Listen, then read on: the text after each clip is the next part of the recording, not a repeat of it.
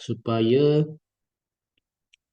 pelajar dapat apa menyelesaikan tugasan satu. Apa itu tugasan satu nanti saya terangkan ya. Okey, ataupun buat pertemuan kumpulan ke masing-masing ya. Okey, itu cadangan saya. Sekiranya ada perancangan lain, terpulang sudah di kumpulan lah. Okey. Jadi untuk malam ini tiada kuliah ha. Tiada kuliah. Okey, kita cuba habiskan secepat mungkin lah untuk kuliah di sebelah pagi dan petang. Okey, baik. Kita terus kepada kuliah kita dengan pen, penerangan tentang performa. Okey, kita tengok sinopsis untuk performa khusus ini sekolah dan masyarakat. Kursus ini membolehkan pelajar menguasai kemahiran sosial dalam pengurusan aktiviti jaringan kerjasama sekolah dengan masyarakat berasaskan teori modal sosial. Jaringan sekolah masyarakat adalah melibatkan hubungan antara sekolah dengan ibu bapa serta pelbagai agensi luar termasuklah NGO, institusi swasta dan kerajaan. Kursus ini juga memberi penekanan aspek-aspek berkaitan dengan pengurusan kelab dan persatuan di sekolah yang menjadi platform kepada pelajar sekolah untuk mengembangkan bakat, potensi dan kemahiran sosial. Kursus ini adalah bersifat pembelajaran berasaskan pengalaman dan pembelajaran digital. Para pelajar digalakkan melakukan projek mini yang melibatkan elemen jaringan sekolah dan masyarakat, terutamanya dalam hal ehwal pengurusan kelab dan persatuan, sama ada secara fizikal atau digital. Menerusi kursus ini, pelajar digalakkan untuk terlibat aktif dalam persatuan atau kelab yang lazimnya mempunyai hubungan dengan persatuan dan kelab di sekolah seperti Persatuan Sejarah Malaysia, Persatuan Sains Sosial Malaysia, Persatuan Pencinta Alam Malaysia, Persatuan Bulan Sabit Merah Malaysia, Persekutuan Perangkap Malaysia dan sebagainya. Melalui kursus ini, para pelajar akan didedahkan dengan elemen kemahiran dan pengetahuan yang membolehkan pelajar menguruskan pelbagai program mengisi aktiviti kurikulum di sekolah. Okey, kita lihat hasil pembelajaran khusus di sekolah dan masyarakat. Ada dua. Okey, pelajar seharusnya berkebolehan. Okey, HPK 1 ataupun hasil pembelajaran khusus 1 menghubungkait konsep-konsep kemahiran sosial untuk melebar jaringan kerjasama berdasarkan teori modal sosial. HPK 2 melaksanakan projek mini aktiviti jaringan kerjasama antara sekolah dan masyarakat atau institusi luar. Okey, kita lihat kaedah pentafsiran. Okey, dan juga jumlah jam pembelajaran. Pada akhir kursus ini, pelajar seharusnya HPK 1, kita lihat, ia berada pada tahap taksonomi kognitif 2, HPP 2, pemboleh ubah penentuan 2. Kaedah penyampaian untuk HPK ini adalah kuliah interaktif, perbincangan dan kumpulan kecil. Tugasan penulisan laporan individu tiada, tugasan penulisan kumpulan 40 markah, pembentang kumpulan tiada. Jumlah jam pembelajaran adalah 32 jam. Manakala HPK 2, tahap taksonomi adalah efektif 4, HPP 9, pemboleh ubah dan penentuan adalah 2, kaedah penyampaian adalah projek lapangan. Okey, tugasan penulisan laporan adalah 40 markah, penulisan kumpulan 3 markah, pembentangan kumpulan 20 markah. Okey, jadi jumlah jam pembelajaran untuk HPK 2 adalah 48 jam. Jadi jumlah jam pembelajaran adalah 80. Manakala jumlah keseluruhan markah kaedah pentafsiran adalah 100%. Okey. Okey, kita lihat tugasan. Okey, ini tolong ambil perhatian juga lah. Okey, tugasan terdiri pada tugasan individu dan tugasan kumpulan. Okey, tugasan individu dan kumpulan. Tiada ujian ataupun exam untuk kursus ini. Tiada kuis, tiada kuis. Jadi 100% markah itu adalah pada tugasan. Okey. Kejap, saya nak stop sekejap. Tadi saya sambung kan, 5 menit. Okey, boleh doktor.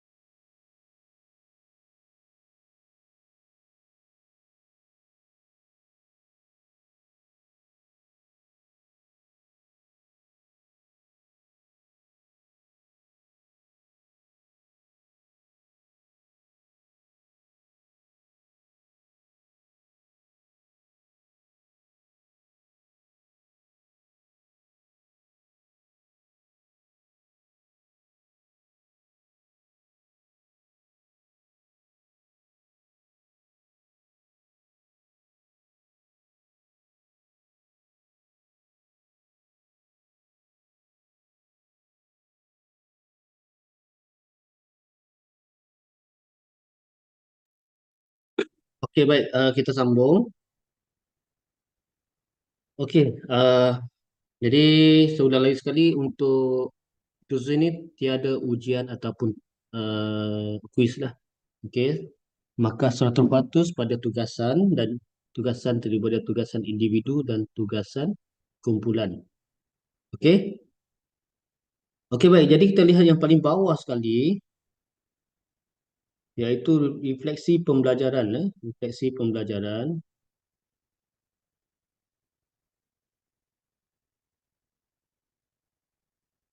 Okey, refleksi pembelajaran. Saya akan letakkan refleksi pembelajaran ini di bawah tugasan individu, tugasan satu. Okey, tugasan satu, maka untuk refleksi pembelajaran 10%.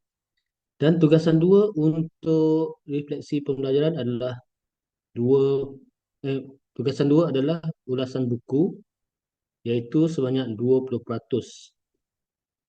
Dan untuk yang ketiga itu perbincangan isu-isu pendidikan. Biasanya pematahan yang saya akan bagi bila mana pelajar itu aktif dalam kelas. Okay. Berkongsi pengalaman, bertanya soalan, berbincang dengan rakan-rakan, dan juga saya akan ambil kira pertemuan satu dan dalam pertemuan dua. Jadi markah diperuntukkan adalah 20%. Okay, jumlah untuk tugasan individu keseluruhannya 50% lah. Okay, termasuk refleksi pembelajaran.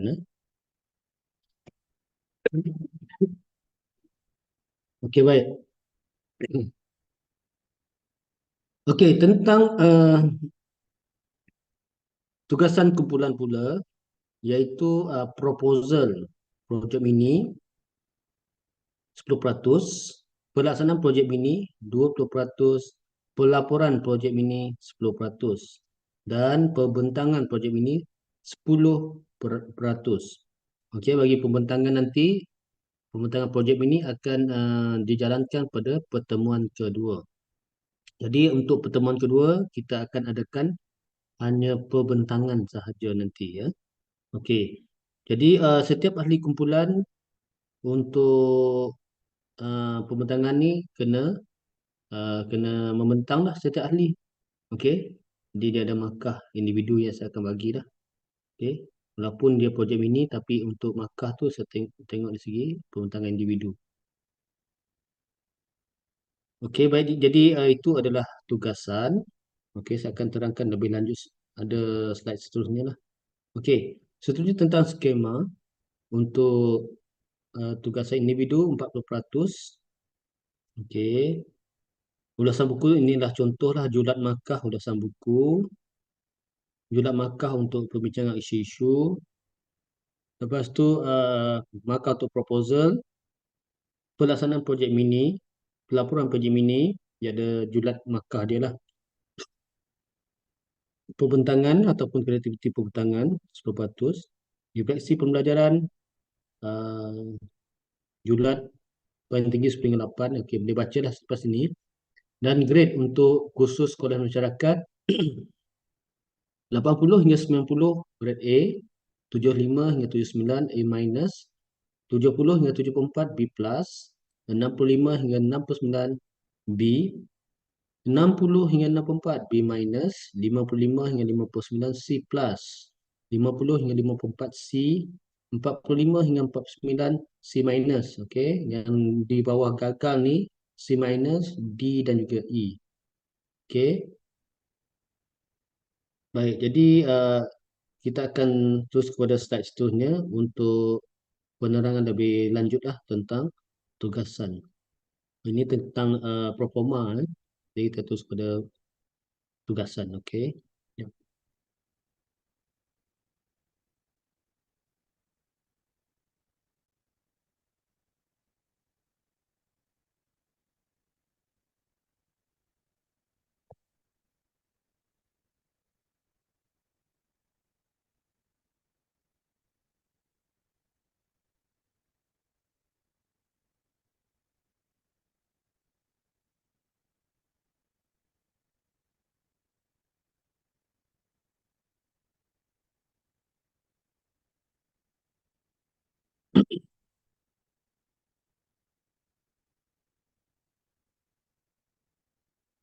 Okey, jadi ambil perhatianlah tentang inilah saya akan terangkan tentang tugasan dan projek mini.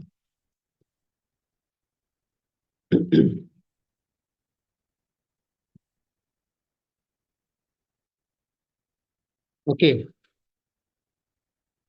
book review. Okey, sebelum kita terus kepada book review, saya akan terus kepada tugasan individu yang pertama. Okey, refleksi pembelajaran. Okey, refleksi pembelajaran. Ia merupakan satu cara penilaian untuk mendapatkan maklumat sejauh mana pelajar menguasai ilmu dan kemahiran daripada subjek ini. Okey, ada yang tanya macam mana bentuk penulisan dia dan saya kata refleksi yang ditulis itu mengikut apa yang difahami, apa yang kita dapat daripada kursus ini. Okey, kita akan ada kuliah nanti, dia ada kandungan kuliah tersebut, apa yang kita boleh fahami. Mungkin sebelum ini kita uh, para pelajar tidak tahu secara lebih mendalam tentang berlaku di sekolah, uh, pentadbiran di sekolah, environment di sekolah, tentang pelajar, tentang disiplin, tentang PIBG, okey, dan juga dasar-dasar dan polisi-polisi pendidikan. Tidak tahu sebelum adanya masuk ke kursus ataupun ke kuliah sekolah dan masyarakat. Jadi boleh tulis di situ, okey, boleh dikaitkan dengan kandungan kandungan kuliah dan sebagainya, isi kuliah, atau mungkin nanti ada perbincangan. Okay, dalam setiap topik kita berbincang, berkongsi pandangan, pendapat, dan juga ada yang berkongsi pengalaman mereka, pengalaman lepas mereka di sekolah ataupun melalui pemerhatian mereka ke, ataupun yang mereka alami, ya, pelajar-pelajar yang berkongsi ataupun pensyarah sendiri yang berkongsi pengalaman, ya, tentang sesuatu perkara yang berlaku di sekolah dan sebagainya. Jadi lebih kepada pembelajaran membentuk pengalaman jugalah tadi dalam proforma.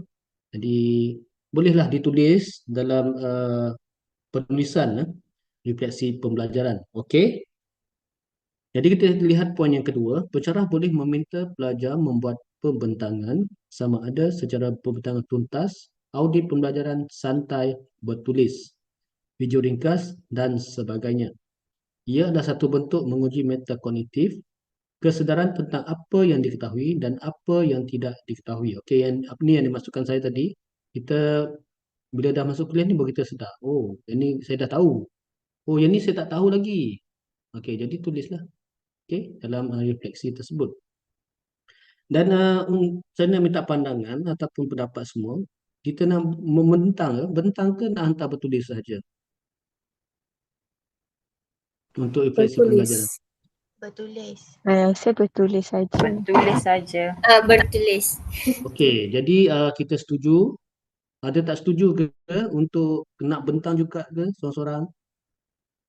Setuju untuk bertulis. Okey, setuju untuk hantar bertulis sahaja. Okey, hantar bertulis saja. Tak perlu buat video. Okey, tak perlu buat video.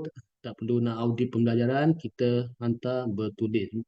Okey, saya akan share link penghantaran tugasan. Tugasan.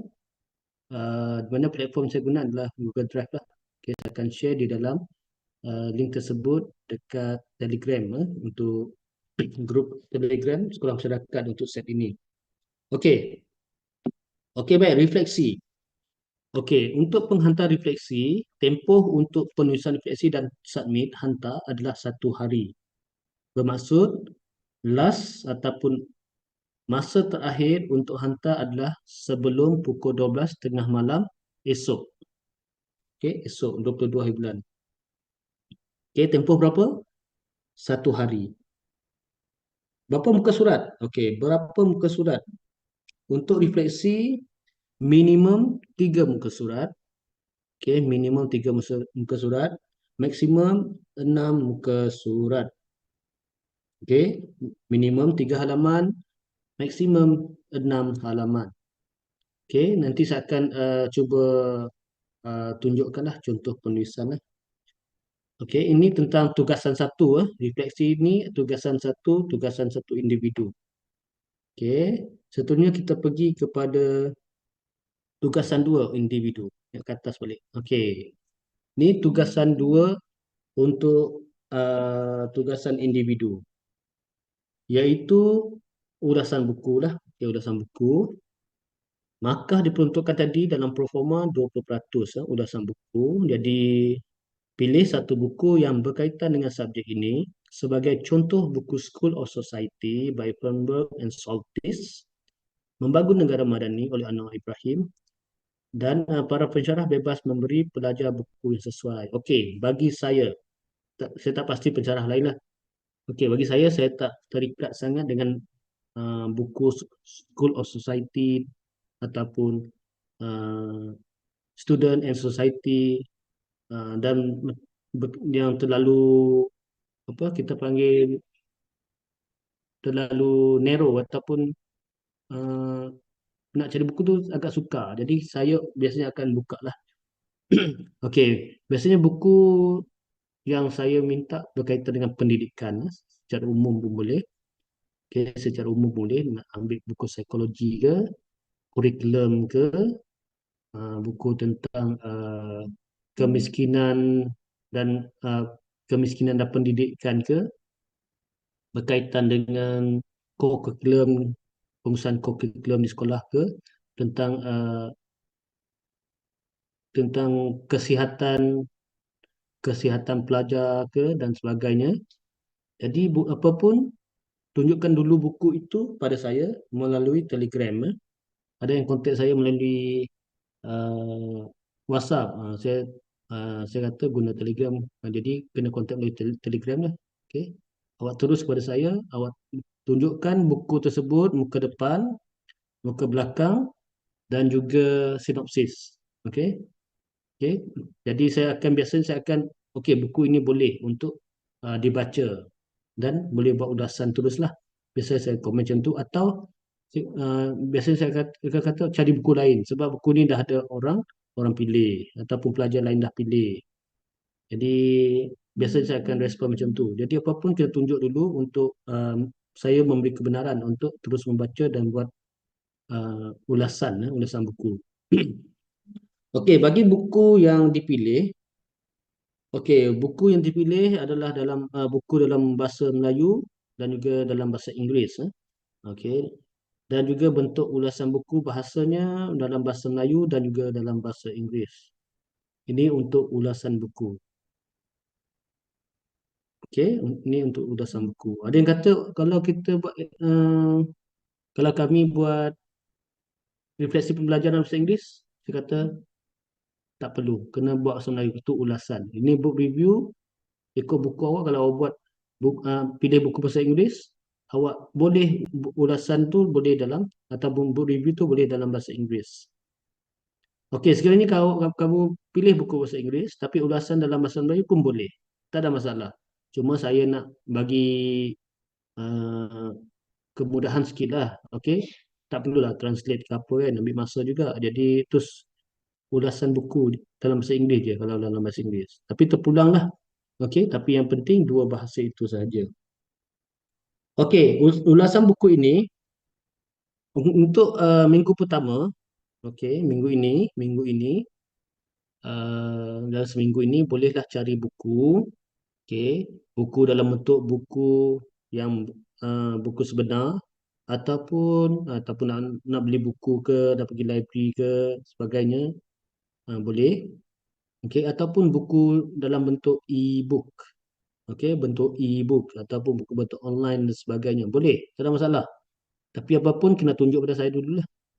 Okey. Jadi itu soal buku. Dan bila penghantarannya, berapa tempoh yang saya boleh bagi? Oh, tadi 1 hari untuk tugasan pertama. Tugasan kedua ni berapa hari saya boleh bagi?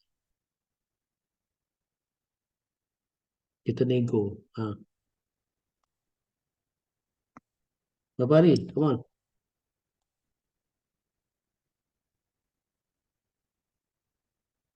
Selalu doktor bagi berapa hari? Hai. Sebelum ni doktor bagi berapa lama? Awak rasa berapa hari boleh? 2 minggu doktor. Berapa minggu? Sebulan. Sebulan. Okey. Siapa kata seminggu tadi? Okey, sebulan lah. Saya biasanya bagi sebulan. Okey, untuk setiap set saya bagi 1 bulan. Saya ada 6 set sebenarnya. Saya ajar subjek ni. Okey, jadi sebulan. Okey, hantar. Okey, sebelum 21 hari bulan 10. Okey, 21 hari bulan 10. Berapa tempoh? Sebulan untuk submit. Okey. Ada Doktor, yang nak boleh hantar seminggu tak? Boleh, tak masalah. Lagi bagus. Saya boleh bagi markah terus. Okey. Ada bagi 2 minggu? Boleh. Tapi maksimum untuk tarikh tu sebulan. Iaitu sebelum 21 hari bulan 10. Tu maksimum. Jadi ada pelajar ni dia tak nak tangguh, tak nak tunggu lama-lama. Dia tu ambil buku. Petang ni dia dah buat dah, cari buku. Lepas ni pun ada sambil dia dah dapat buku. Dia tunjuk ke saya bagi kebenaran. Lepas tu dia baca. Habis baca, dia terus buat book review dan terus submit. Selesai. Dia tak payah fikir lagi. Sebab saya yakin untuk kursus lain pun banyak tugasan kan. Jadi tak perlu bertangguh-tangguh. Okey, walaupun nampak sebulan tu macam lama, tapi tak lama pun sebenarnya. Okey, sebab kita ada komitmen lain. Mungkin kita pun sedang bekerja ataupun ada urusan lain dah. Jadi jangan tunggu lama-lama. Okey, kena segerakan untuk menyiapkan tugasan individu dan tugasan kumpulan. Okey. Jadi kita lihat untuk ulasan buku ini di bawah tu adalah panduan macam mana penulisan ulasan buku yang boleh diberi tumpuan oleh pelajar. Okey, yang ketiga ni. Okey, yang pertama, ni bentuk persoalan ni, yang ni penting dah untuk kamu sebagai rujukan kamu untuk memperkembangkan cara ataupun uh, men, uh, direction kepada bentuk penulisan awak nanti. Okey, persoalan yang pertama, sejauh mana ia memberi manfaat kepada anda untuk memahami hubungan kait antara sekolah dan masyarakat? Katakanlah buku yang dipilih tadi tentang uh, kemiskinan dan pendidikan. Contohlah. Jadi hubung kait lah. Okey, hubung kait. Dengan ni ataupun tajuk School of Society. Tengah kaitkan isi pembacaan awak tadi dengan persoalan yang pertama. Okey, yang kedua, bagaimana idea-idea baru dalam buku ini dapat dimanfaatkan dalam sistem pendidikan di Malaysia? Yang ketiga, apakah jurang? Okey, jurang ni maksudnya kekurangan lah. Okey, dalam buku yang kamu baca tu, dalam buku tersebut dan boleh beri cadangan. Okey, sepatutnya, okey, saya pandangan saya adalah kekurangan penulisan buku oleh penulis ini adalah terlalu umum. Okey, kurangnya tiada tiada uh, sokongan daripada data-data ataupun sebagainya. Mungkin dari hanya penulisan berbentuk persepsi. Jadi itu adalah kekurangan. Mungkin lepas ini kita bagi cadangan pula. Jadi penulis boleh memasukkan data-data terkini ke ataupun sokongan daripada kajian-kajian yang terbaru ke. Okey, itu contoh cadangan kita. Okey. Dihantar pada pensyarah masing-masing dan akan dinilai dalam markah 20%. Tarikh akhir hantar, saya dah maklum tadi, sebulan. Okay, sebulan daripada sekarang, 21 hari bulan 10, hantar. Dan untuk ulasan buku ataupun book review, berapa muka surat, saya tetapkan book review 5 hingga 6 muka surat. Termasuk muka depan. Termasuk muka depan. Okey. Boleh untuk ulasan buku? Okey, baik. Jadi kita terus kepada tugasan kumpulan. Okey, projek mini. Projek mini. Okey, baik. Projek mini dilakukan secara berkumpulan. Setiap kumpulan terdiri pada sekitar 5 hingga 10 orang. Jadi kita tetapkan tadi dalam 62 ataupun apa tadi? 60 62 orang dalam set ini. Kita dah tetapkan 11 kumpulan. Okey, ada kumpulan yang 6 orang, ada kumpulan yang 5 orang lah. Okey. Uh, Tugasan kumpulan akan dimulakan dengan skop mini yang ingin dilakukan. Maksudnya kita mulakan dengan proposal ringkas. Okey. Tak perlu bentang dalam kelas. Nanti minta wakil boleh tunjukkan pada saya proposal ringkas tentang projek mini tersebut, dan markah untuk projek mini adalah 10%. Okey, untuk proposal projek mini mestilah ditunjukkan kepada saya. Okey, sekejap, mana saya tulis? Okey.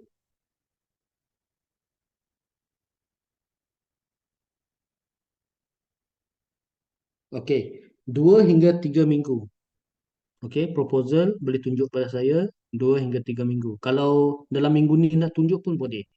Okey, tapi maksimum untuk tunjuk pada saya, untuk tunjuk dan submit terus kalau saya dah confirm untuk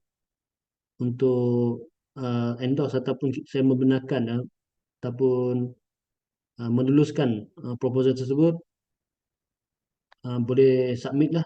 Okey, dalam folder yang disediakan nanti. Okey, dan markah untuk proposal tadi adalah 10% lah. Okey, baik. Ada set lain tanya, boleh tak kami sediakan 2 proposal? Boleh. Okey. Kenapa nak sediakan 2 proposal? Sebab dia kata mungkin proposal satu saya boleh lepaskan. Tapi bila berbincang dengan pihak sekolah tak nak. Jadi dia ada proposal yang backup lah. Yang tu cadangan mereka lah. Tapi saya tak tetapkan untuk buat 2 proposal lah. Memadai hanya 1 proposal.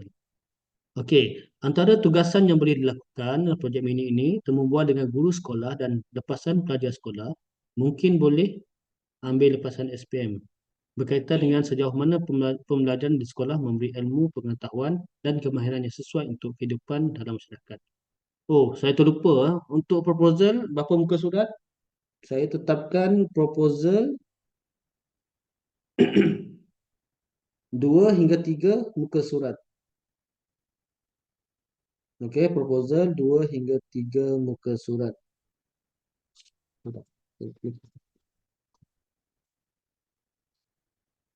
Okey, proposal 2 hingga 3 muka surat. Okey. Okey, kita lihat contoh kedua tugasan tersebut. Contohlah, temu bual dengan AJK PIBG berkaitan dengan inisiatif yang baik, best practices untuk kesejahteraan komuniti sekolah dan juga komuniti setempat. Ia merupakan satu projek kajian. Okey, ini penerangan tentang projek ini lah. Merupakan satu projek kajian menggunakan pendekatan kualitatif secara ringkas dan praktikal. Maksudnya ini hanya projek mini. Tak perlu kita nak beria-ia sangat. Kita buat secara terlalu mendalam. Terlalu mendalam. Soalan bukan main lagi. Soalan macam nak buat PhD ataupun master. Tak perlu. Ini adalah sekadar projek mini. Jadi kena ringkas dan praktikal. Dan tidak perlu rigid kepada metodologi kerana ia merupakan satu projek mini yang berhasrat untuk membina keyakinan dan memupuk kemahiran pelajar di PLI untuk berinteraksi dengan komuniti. Hasil kajian dilaporkan sama ada bertulis. Okey. Yang ni hasil laporan pula. Okey, hasil laporan ataupun laporan penuh perlulah dalam bentuk bertulis 23 hingga 25 muka surat ataupun 23, bukan 15 hingga 20, saya tetapkan 23 hingga 25 halaman. Okey, ataupun bentuk video. Okey, bentuk video saya tak nak. Okey, jadi bertambah kerja awak pula buat video. Hanya bertulis sahaja. Markah untuk laporan penuh 40%. Okey. Dan pembentangan dilakukan pada pertemuan kedua. Maka penuh untuk pembentangan 10%. Okey. Jadi untuk laporan tadi, laporan penuh, perlulah dihantar 2 minggu sebelum pertemuan kedua. Okey, 2 minggu sebelum pertemuan kedua. Okey. Untuk proposal tadi, 2 hingga 3 minggu. 2 hingga 3 minggu. Untuk proposal kan. Untuk laporan penuh, 2 hingga 3 minggu, 23 hingga 25 halaman. Okey. Dan okey, slide. Okey, slide untuk pembentangan projek ini ataupun tugasan kumpulan. Saya minta boleh hantar 1 minggu sebelum pertemuan kedua. 1 minggu sebelum pertemuan kedua. Okey, lagi apa saya cakap?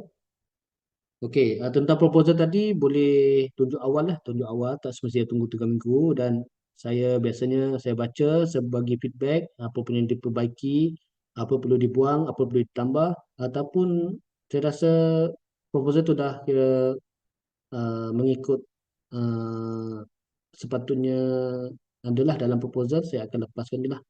Terus buat projek mini ataupun kerja lapangan. Okey, sebab kita perlukan masa juga nanti untuk berjumpa dengan pihak sekolah, okey, nak susun strategi ataupun langkah-langkah untuk melaksanakan projek mini dan sebagainya. Kita perlu perancangan dan sebagainya. Jadi ambil masa. Okey. Okey, baik. Jadi ini tentang projek mini. Okey, refleksi pembelajaran pun saya dah terangkan tadi. Okey. Pensyarah mempunyai keluasan ataupun fleksibiliti untuk menyusun atau kuliah, isi kandungan kuliah, kreativiti, budi bicara asalkan yang mencakupi isi kandungan dalam proforma. Kesemua tugasan dihantar kepada pensyarah masing-masing untuk tujuan pemakahan. Okey, jadi tugasan itu adalah grade kamu adalah total melalui tugasan lah, tak ada uh, quiz dan juga ujian ya. Jadi untuk tugasan kumpulan misalnya kena buat sama-sama, pastikan dibahagi sama seadilnya lah. Okey. Jadi saya yakin kat sini sudah dewasa, dah bakal jadi guru pun kena kena bijak lah untuk melaksanakan ataupun merangka serta merancang untuk menyiapkan tugasan-tugasan individu dan juga tugasan kumpulan. Okey, habis yang ni. Okey, baik. Jadi saya terus kepada, nak saya tunjuk ke contoh contoh tugasan ke dah Nak, tahu? nak. Dia tunjuk. Dah tunjuk. Nak Okey. doktor? Ke dah? Nak doktor. Okey. Adibah kata dia tak nak. Dia dah tahu dah. Tu Adibah. Okey, baik. Jadi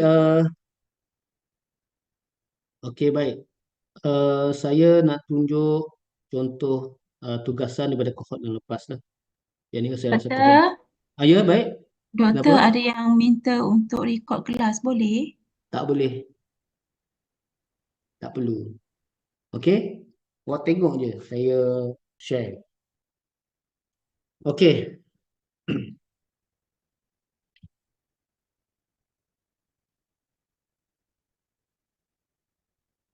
Okey, ini adalah contoh lah.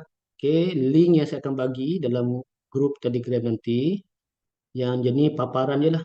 Okey, paparan untuk penghantaran tugasan sekolah dan masyarakat untuk set awak. Okey, ini biasa di kohort 1, kohort 2 atau kohort 3, tak pasti lah. Okey, ini contoh. Tugasan yang pertama, iaitu tugasan individu ataupun refleksi pembelajaran. Tugasan yang kedua, tugasan individu ulasan buku atau book review. Tugasan yang ketiga ataupun tugasan kumpulan, iaitu sepatutnya ada satu lagi folder iaitu proposal. Proposal projek mini. Yang ketiga, yang keempat, laporan penuh projek mini. Okey, tapi untuk kohort ini saya sediakan satu folder je, tapi dia hantar proposal dan juga penulisan penuh lah, ataupun laporan penuh sekali dalam folder tersebut. Tak apa, nanti saya akan buat satu lagi folder lebih. Lepas tu slide, okey, kena hantar bila? Slide bila hantar? Seminggu Satu sebelum. minggu sebelum Seminggu sebelum pertemuan kedua. penemuan kedua. Seminggu sebelum pertemuan kedua. Okey, bagus. Okey, projek mini bila hantar? Laporan penuh. 2 minggu sebelum. 2 minggu sebelum. Okey, 2 minggu sebelum. Proposal bila hantar? 2 ke 3 minggu. 2 ke 3 minggu. 3 minggu. Okey, ulasan buku berapa tempoh? Sebulan. Okey. Hai. Okey, tugasan individu refleksi berapa tempoh saya bagi? Sehari. Sampai kita semalam. Okey, 1 hari. Okey, baik. Kita tengok contoh penulisan ya. Okey, ini contoh penulisan refleksi pembelajaran. Okey, dalam ini lebih kurang 80 orang lah. Okey, 80 orang. Set sebelum ni ramai, ada yang 100 lebih. Bukan tu dengan set mana pun. Okey, sebelum saya nak buka ni, saya nak nanti bila submit, bila upload, okey, tugas awak dekat folder ini tolong susun macam ini. Okey, mulai dengan nombor metrik nombor metrik dalam kurungan lah, dalam kurungan. Kalau tak nak buat dalam kurungan, pastikan sama. Jangan ada buat kurungan, ada yang tak buat kurungan. Dia akan lari semua. Okey? Jadi saya tetapkan buat dalam kurungan lah. Okey? Nombor metrik, lepas tu nama penuh. Jangan buat nama penuh dulu, nombor metrik kemudian. Nah, ini pun sama. Sebab saya dah rasa kesakitan bila mana saya susun satu. Sebab saya nak baca, saya nak tulis, saya nak masukkan markah dalam file. Baca tak ikut dia punya urutan sepatutnya. Jadi saya minta walaupun nampak simple, nampak mudah bagi awak, tapi ambil masa yang lama bagi saya lah. Okey. Okey, jadi susun macam ni. Okey. Dan faham kan ini? Okey, jadi susunan nombor metrik dulu, dalam kurungan dan juga nama penuh awak. Sebenarnya takut keciciran, takut saya salah semak dan sebagainya. Jadi masalah kena semak semula. Okey, jadi untuk muka depan, muka depan kita ambil uh, separuh lah, tak sampai separuh suku lah. Okey, suku dalam muka surat yang pertama ni. Okey, buat macam ni. Okey, buat macam ni. Awak nak ambil gambar pun boleh. Tapi saya tak bagilah contoh, saya terus bagi kepada awak, tak ada. Okey, saya rasa cukup baik dah saya tunjuk ni. Okey, ni contoh penulisan. Okey, terus kepada refleksi lah, penulisan refleksi dia. Ni mungkin mukadimah kot untuk paragraf yang pertama.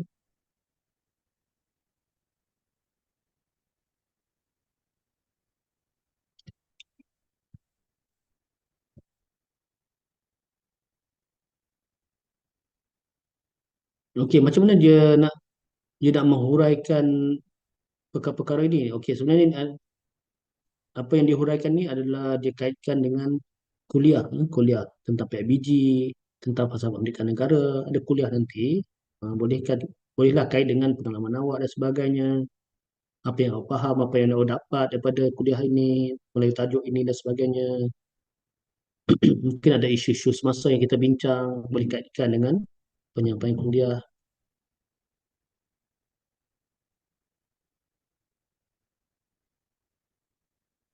Okey. Yang kedua, okey, saya nak buat simbol macam ni pun okey. Logo UKM, tajuk, pensyarah, nama pelajar dan nama metrik. Cukup.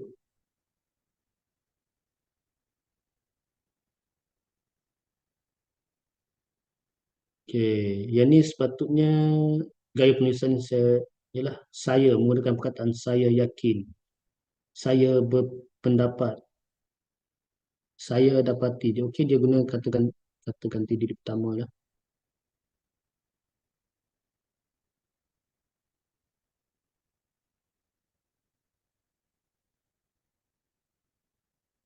Okey, untuk penulisan pelajar 1 dan 2 ni berbeza lah. Okey, dari segi penulisan dia.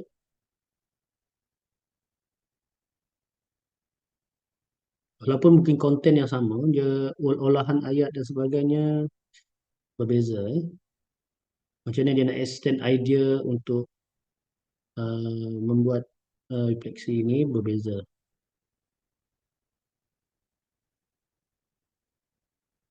Okey, mungkinlah. Okey, persepsi awak sebelum ni jadi cikgu ni mudah, senang, selamat, terjamin. Okey.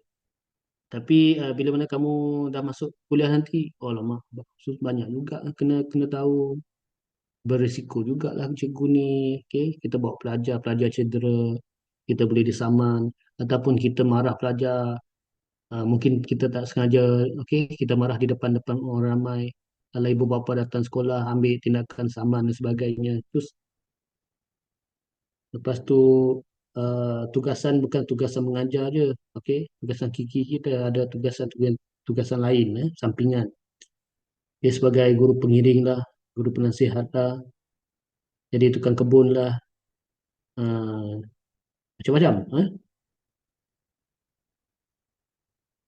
macam-macam ujian dan sebagainya.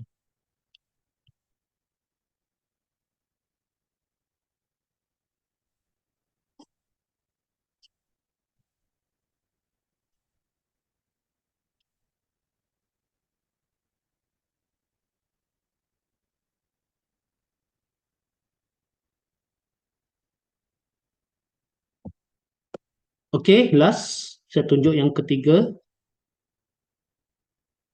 Tunjuk mana? Inilah. Okey, macam ni dia ambil space yang agak besar.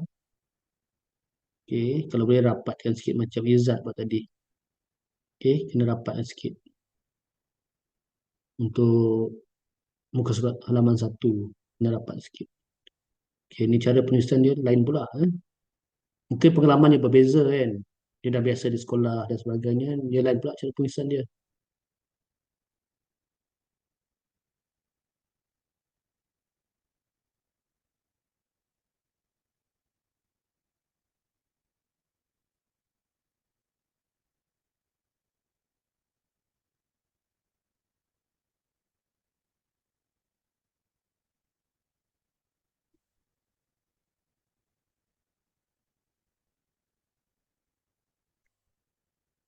Okey, ni contoh dia kata dia biasa mengajar 27 orang yang paling ramai tu. Sebabnya mengajar di sekolah swasta. Tapi bila ada pelajar lain yang kongsi, dia pernah mengajar di sekolah 45 orang. 50 orang pun ada. Okey, contohnya SMK Bandar Sri Putra kan. Sampai di apa? Sampai kelas tak cukup sebab pelajar terlalu ramai. Okey, pelajar terlalu ramai. Tak mampu menampung sedang sampaikan bilik-bilik khas pun jadi kelas. Sampai tahap tu. Dalam padat satu kelas 48, 47, ada 50. Cikgu nak bergerak pun tak boleh sebab susunan meja rapat kan. Okey, tu contohlah kalau sekolah tertentu lah. Berbanding kalau sekolah di pedalaman lain pula. Dia tak ramai. Okey, boleh dapat untuk tugasan 1. Ada tak nak tanya apa-apa? Okey, okey, tugasan 1 beres. Jadi kena submit last malam esok pukul 12. Okey, baik. Jadi kita lihat tugasan individu yang kedua. Ini tempoh sebulan tadi, ulasan buku. Ini saya tunjuk satu je lah, cukup. Doktor, yang tugasan 1 tu kita kaitkan dengan belajar dengan pengalaman kita lah. Apa yang awak faham, apa yang awak dapat daripada kursus ini, isu-isu semasa, boleh dikaitkan dengan topik perbincangan kita dan sebagainya. Boleh masukkan dalam tu. Okey. Okey, baik. Ini adalah tugasan individu yang kedua, iaitu ulasan buku atau book review. Okey, book review tadi saya kata 5 hingga 6 muka surat. Okey. Untuk book review, muka surat halaman pertama ni kita full bagi full macam ni. Untuk logo macam ni untuk ulasan buku. Yang tadi je half, okay, ataupun je suku sahaja dalam muka surat pertama untuk tugasan yang pertama tadi, logo dan juga butiran-butiran tu kita hanya apa suku saja di atas. Lepas tu terus kepada penulisan refleksi. Yang ni saya bagi satu muka surat ni penuh untuk butiran. Okey, baik. Ni muka surat yang pertama. Okey, muka surat yang kedua. Okey, ada yang tanya perlu tak saya buat citation untuk penulisan ni? Tak perlu. Sebab kita buat ulasan. Okey. Kita cerita je tentang buku yang kamu baca. Kita cerita tentang buku yang kamu baca. Tak perlu nak minta sokongan menurut daripada Muhammad Iskandar 2020. Tak perlu. Sebab kita nak ulas buku ini sahaja. Okey, dalam muka surat kedua, biasanya dia tulis pengenalan. Okey, jadi kita kena buat penulisan tentang buku apa yang kita baca, tajuk buku, siapa yang tulis, lepas tu siapa penulis tu, apa dia punya background, dari segi pensyarah ke, ataupun seorang penulis bebas ke, ataupun moderator ke, ataupun seorang pelajar ke. Okey, jadi tulis. Jadi dalam pembacaan dia, mungkin dia rasa penulis ni banyak berkongsi tentang pengalaman, bukan melalui kajian semata-mata, mungkin melalui pengalaman dan juga sokongan daripada artikel pembacaan penulis lah. Mungkin macam tu. Okay? Bila kita baca baru kita boleh rumuskan apa yang kita dapat. Okey, lepas tu kita cerita tentang buku. Buku itu berapa muka surat? Okey, berapa bilangan bab sebagainya. Berapa bentuk pembahagian-pembahagian. Okey, dia kata dalam buku ini, dia kata dalam buku ini dia lebih kurang dibahagi pada 3 bahagian. Bahagian pertama apa, bahagian kedua apa, bahagian ketiga apa. Okey, tak semestinya penulisan sama macam penulisan khairiah ni, tapi mungkin cara penulisan awak berbeza sikit dari segi bentuk idea dan sebagainya. Penulisan tu berbeza lah. Tapi sebagai contoh sajalah yang ni. Okey, baik. Jadi kita lihat tadi. Okey, persoalan 1. Okey, tadi saya dah tunjuk persoalan ini boleh didapatkan pada bahagian slide yang kedua tadi. Slide yang kedua tadi saya dah tunjuk persoalan dalam book review ada 3. Okey, jadi awak boleh ambil di situ dan boleh dijadikan sebagai panduan lah untuk awak penulisan. Okey, penulisan awak. Okey, persoalan 1, sejauh manakah karya ilmiah ini memberi manfaat kepada anda untuk memahami hubung kait antara sekolah dan masyarakat?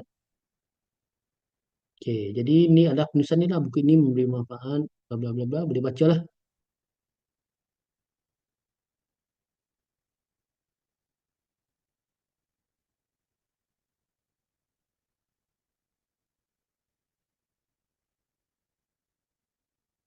Macam saya sukalah olahan ayat Siti Kariyah ni. Nampak dari segi kematangan, okay, dari segi penulisan dan sebagainya.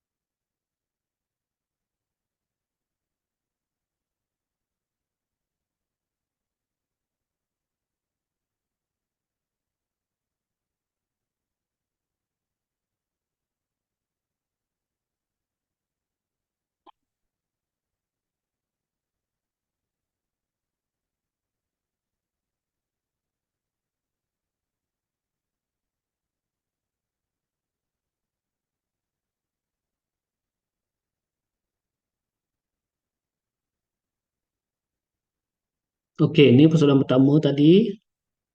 Sebenarnya persoalan kedua.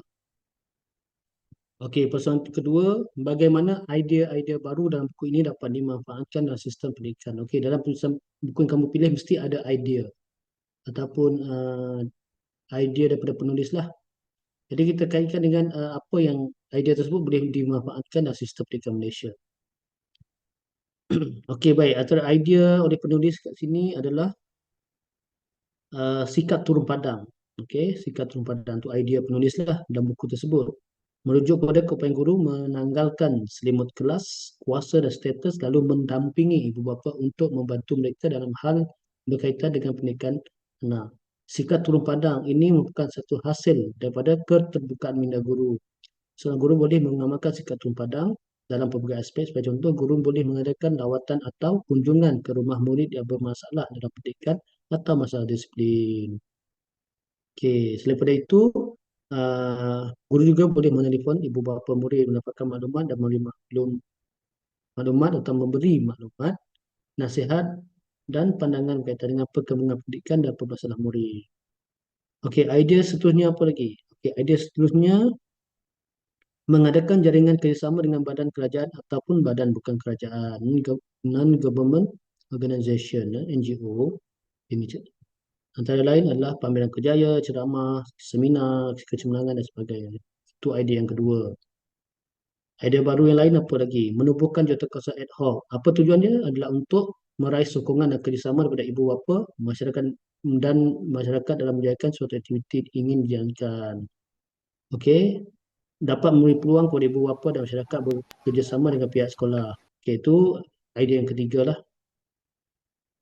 Okey, ada idea lain tak ada. Okey, baik. Jadi kita lihat persoalan yang ketiga, jurang atau kekurangan buku ini. Okey, boleh baca lah. Okey, jurang maksudnya kekurangan dalam buku ini dan boleh masukkan cadangan awak lah. Okey, uh, untuk mengatasi jurang tersebut. Okey, seterusnya kesimpulan. Simple saja kesimpulannya. Okey, habis. Ada soalan tak? Part book review ni, ulasan buku. Okey, Okey, Okey. doktor. Okey, baik, bagus. Seterusnya kita lihat projek mini Okey. Projek mini iaitu yang pertama proposal. Kita tengok kumpulan satu. Okey, kumpulan satu ni dia ada buat proposal, dia ada buat laporan penuh Okey, laporan penuh tentang projek mini mereka. Okey, ni proposal lah, contoh proposal. Berapa muka surat tadi saya kata? 2 hingga 3 muka surat kan? Okey. Okey. Kalau boleh 3 muka surat lah. 3 muka surat. Sebab muka surat pertama, muka surat pertama ni pun kita dah ambil sebagai butiran Okey, ni muka surat pertama.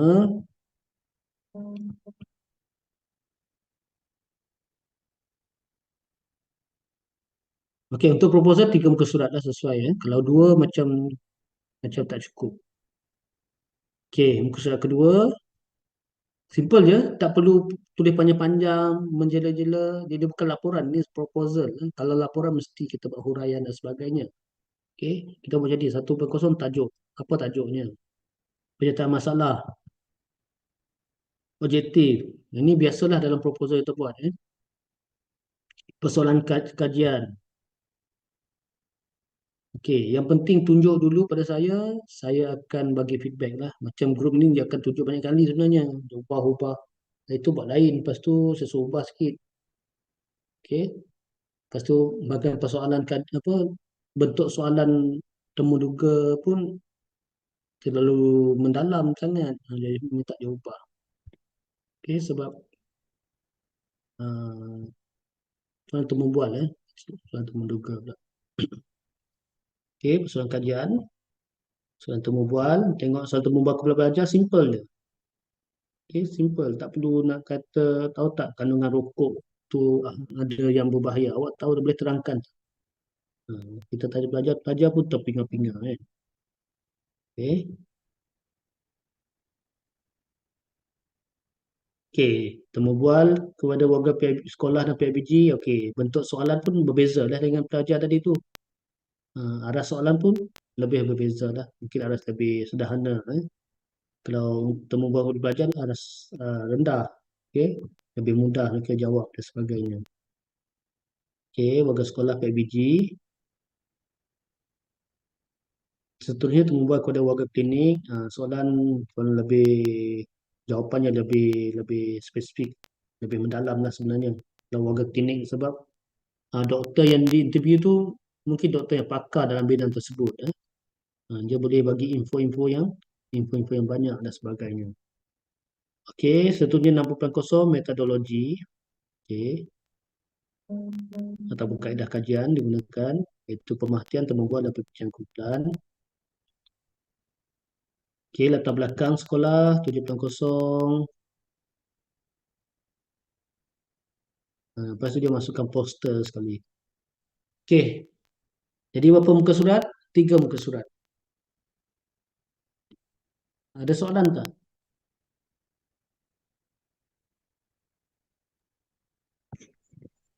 Tak ada. Okey, ini dah Tak contoh ada. lah. Okey, ini contoh lah. Okey, so lagi tajuk. Doktor, saya nak tanya, Mhm. kan untuk sekolah tu kan, Hmm. kena masukkan siap-siap ke sekolah yang kita nak pilih tu? Kena masukkan siap-siap. Masukkan siap-siap, tapi sekiranya contohlah saya dah luluskan proposal tersebut, tapi pergi sekolah tu guru besar tak bagi. Awak pula mungkinlah kita pergilah kelas sekolah sebelah. Jadi awak mata-mata saya lah, kata kita ganti sekolah lain. Macam tu. Okey, dia masukkan siap-siap lah sekolah mana. Okey. Yang tu yang pertama. Yang kedua, nanti bila mana proposal dah saya lepaskan proposal, nanti nak jumpa pihak sekolah. Itu penting lah, jumpa pentadbir sekolah. Okey, bincang apa yang awak nak buat. Lepas tu saya akan cuba dapatkan surat mengesahkan kamu ni adalah pelajar bagi khusus sekolah masyarakat, DPLI, yang datang hadir ke sekolah untuk tujuan menyiapkan tugasan untuk sekolah masyarakat. Dia ada surat nanti, biasanya dekan akan keluarkan lah. Sebab subjek ni subjek dekan tu, dekan yang akan keluarkan lah. Kalau untuk falsafah dia siapa ni? Dr. Hafizah atau Hafizah, Dr. Hafizah dah keluarkan surat untuk falsafah dan perkembangan untuk memberi yang mengesahkan pelajar akan membuat kerja lapangan ataupun mengutip data dan sebagainya di sekolah ataupun tempat-tempat tertentu lah. Jadi itu mengesahkan kamu melaksanakan tugasan untuk sekolah masyarakat. Untuk sekolah masyarakat belum lagi, belum dapat. Dekan tak keluarkan lagi. Kalau untuk falsafah, memang saya dah bagi kepada saya dah edarkan kepada grup Telegram untuk di bawah penyelidikan saya lah. Saya cuba dapatkan secepat mungkin. Okey, lagi satu nak bincang dengan pihak sekolah juga tentang kita nak ambil video ataupun contoh nak ambil gambar pelajar kan. Okey, kena tanya pihak sekolah boleh tak ambil gambar. Kalau mereka kata tak boleh ambil gambar secara direct, kita boleh kaburkan muka pelajar lah. Okey. Sebab sebelum ni memang dia ada kita panggil dia ada prosedur tertentu, tapi dia tak sehangat sekarang. Sekarang ni sebab ada kes yang melibatkan mahkamah, iaitu yang kes Abang Bas itu kan. Jadi KPM telah mengarahkan setiap sekolah untuk pihak sekolah mengedarkan surat kebenaran ibu bapa untuk rakaman video ataupun gambar murid-murid untuk tujuan PDP. Okey, lepas tu surat diedarkan, lepas tu ibu bapa nak membenarkan ataupun tidak. Okey, itu dah telah diedarkan dalam 2-3 minggu lepas lah sebelum cuti itu. Okey. Okey, tu kena ambil maklum tu, kena tanya pihak sekolah dulu apa pun tindakan kita kena tanya dari segi boleh ke tak ambil gambar pelajar. Interview tu boleh, kita boleh interview pelajar. Cuma dari segi kita ambil bukti gambar pelajar tu uh, mungkin tengoklah keadaan sekolah tu dia bagi atau tidak. Okey, baik. Tadi tentang proposal, yang ni tentang laporan penuh. Okey, laporan penuh untuk tugasan. Tadi kumpulan 1 saya pilih kumpulan 1 dah, senang kamu nak faham nanti. Jadi kumpulan yang sama lah. Okey, tadi proposal kumpulan 1 settle. Kita lihat laporan penuh tugasan kajian mini tadi untuk kumpulan 1. Okey, kumpulan 1. Ini kumpulan yang sama lah maksudnya. Okey, ni muka depan. Okey, tajuk dia dah buat tajuk macam ni. Okey, kalau dia buat tajuk laporan bertemu sepatutnya saya kena betulkan dulu lah.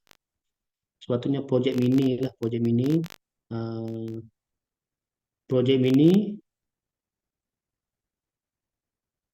Projek mini tentang keluarga sihat, komuniti sejahtera dalam kalangan bersama PIBG, guru, murid dan keluarga klinik kesihatan. Itu sepatutnya.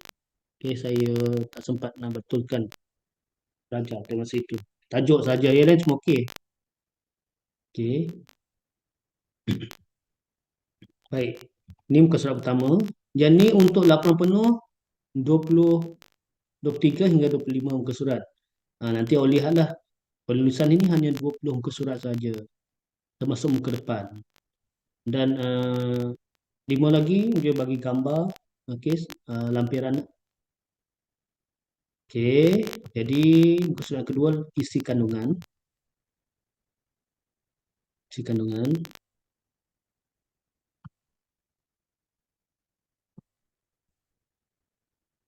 Lepas tu pengenalan latar belakang. Okey, penulisan pun lebih extend lah, lebih panjang.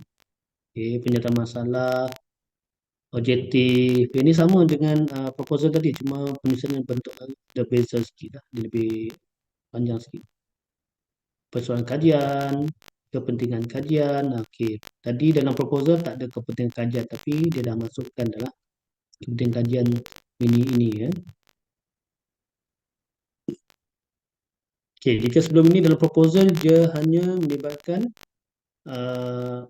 pelajar, warga sekolah dan PIBG dan juga klinik kan, tapi dia dah masukkan agensi anti dadah. Okey. Batasan kajian literature ataupun literature review. Okey, yang ni dah boleh buat citation siapa masuk definisi menurut siapa. Okey, kajian-kajian daripada siapa dan sebagainya.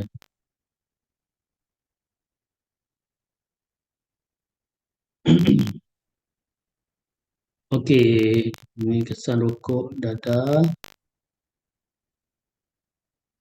Okey, metodologi kajian. Okey, kita lihat berapa orang sampel yang digunakan. Okey, metodologi dia guna kaedah perbincangan kumpulan. Okey, perbincangan dalam kalangan ahli lah, ahli kumpulan. Dia bincang dulu, dia rancang, tentukan kajian apa yang hendak dilakukan, target responden, masalah apa yang diketahui dan hendak diselesaikan. Okey, ini dalam perbincangan mereka lah. Okey, mereka dah sebuah suara memberi tajuk keluarga sihat komuniti sejahtera. Mengambil data temu bual keluarga SMK Jukura.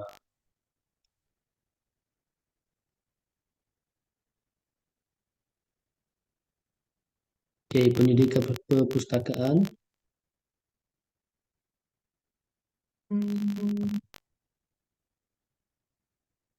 Bismillah. Okey, temu bual. Okey, temu bual. Okey, melibatkan pelajar. Pelajar berapa orang yang ambil? 4 orang sahaja pelajar. Petugas klinik 2 orang. Okey, ibu bapa seorang dan seorang guru. Okey. Ini adalah responden dah. Okey, soalan temu bual. Yang ni kita ambil pada proposal tadi. Hasil temu bual. Okey, hasil ni janganlah masukkan kita panggil apa? Yang banyak tu, yang kita panggil hasil temu apa? Hasil interview yang banyak. Kita perlu kita ambil yang penting saja. Okey, poin-poin penting saja. Contoh responden satu ni Amirul. Amirul ni mungkin bukan nama sebenar lah, darjah tersebut.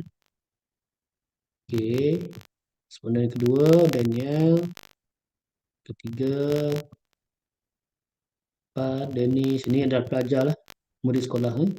Kelima cikgu, responden dia. Keenam ibu kepada seorang murid lah. Ketujuh Dr. Khatib. Okey. Dan yang ke-8 tengok Dr. Khatib punya isi temu tu agak panjang sikit sebab bidang dia tahulah. Okey, dapat huraikan lebih banyak. Okey, agensi adidadah S98. Ini pun sama. Okey, seluruhnya refleksi ada kekuatan dan kelemahan dalam kajian ini. Cadangan penambahbaikan, penutup,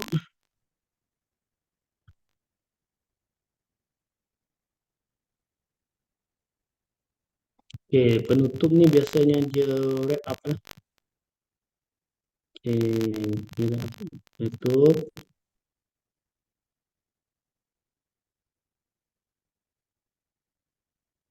Okey, 19, 20 bibliografi ataupun rujukan, tak perlu banyak pun. Sebab ini kajian saja. Lampiran, okey, lampiran dia buat 5 muka surat. Poster program, banner. Okey, gambar bersama pengatua PKM. Okey, ini penting juga lah. Kena jumpa pentadbir dulu tau. Jangan kita terus buat. Ikut prosedur. Bincang dengan pentadbir. Okey, kalau kita perhatikan sini, dalam grup ini lebih kurang 6 orang. Yang datang ke lapangan ni lebih kurang 3 ke 4 orang. 4 orang je. 2 orang lagi tak ada. Mungkin 2 orang lagi di tempat yang lain. Dan tugasan tu mungkin tugasan lain mereka buat yang 2 orang lagi. Telah dibagikan oleh ahli kumpulan lah. Okey, ini responden 1, responden 2.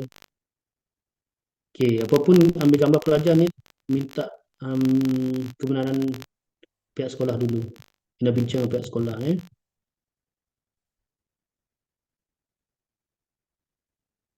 Responden 5 guru, 6 ibu bapa, 7 Dr. Khatib, 8 AADK agensi yang tidak ada. Okey, ini gambar lain. Gambar sekitar program.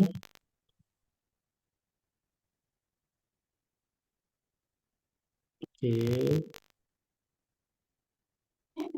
Ada pameran dan sebagainya. Pelajar yang terlibat ni pelajar tingkatan 4 dan 5. Nanti mungkin you buat pelajar tingkatan 5 dan tingkatan 3 ke terpulang lah. Di balik tabir. Okey, cukup untuk tugasan laporan penuh. Okey, dihantar 2 minggu sebelum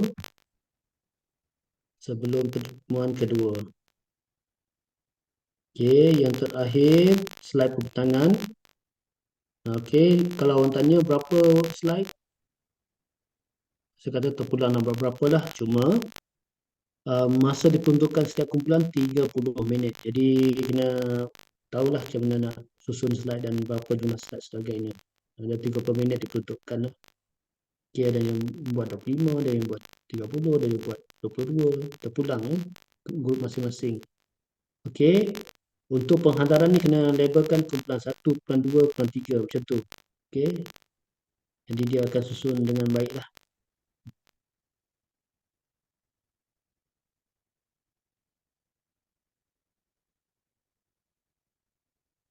Ini contoh slide.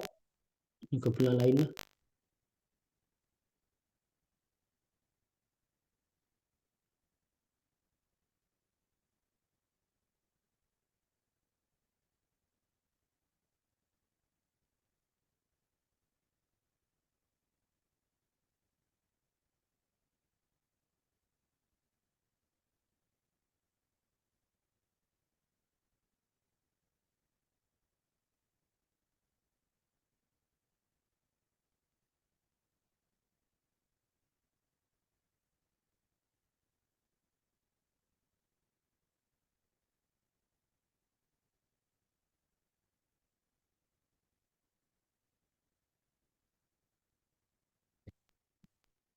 Bulan 2. Bulan 1 tadi.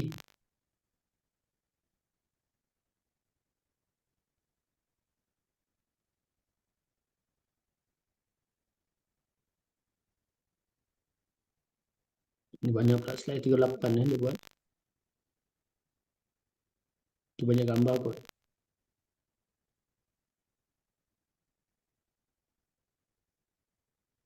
Okey, untuk ni terpulang macam mana kreativiti kita masing-masing nak buat slide dan sebagainya.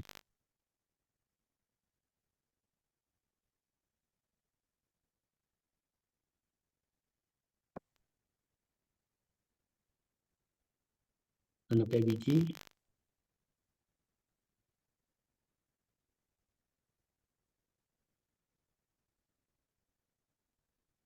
Okey, ni tentang peranan PBG lah.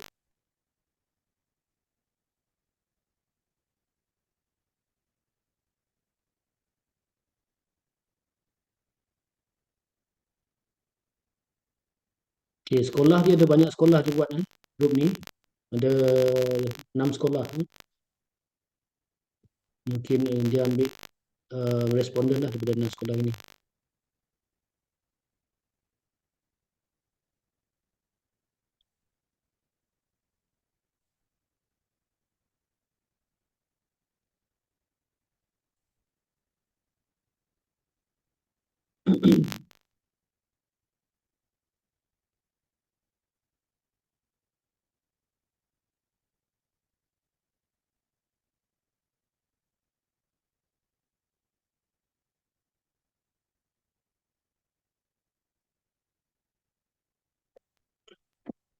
Okey, ini slide dan yang terakhir ni adalah ketua yang akan masukkan.